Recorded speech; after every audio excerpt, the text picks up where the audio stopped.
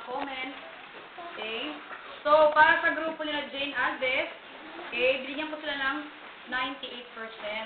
Okay. So, sa relevance, meron silang 28. So, originality and creativity, 20, which is perfect. Visual appeal is 20. Clarity of the message is 30. So, all in all, 98.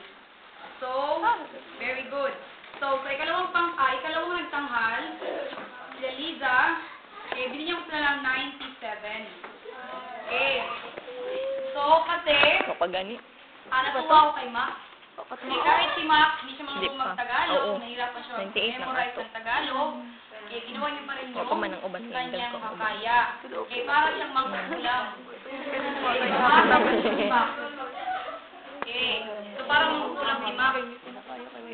Para sa grupo nila IT, meron silang 94%. Okay. So, sigurado parang bakla. Parang bakla ang kita si Moreno, natatawa ako sa likod, kaya lang hindi ko mapakitang hindi ko maipakita kasi baka mamaya magtawanan din kayo. Okay, para sa grupo nila Manuel, meron silang 95.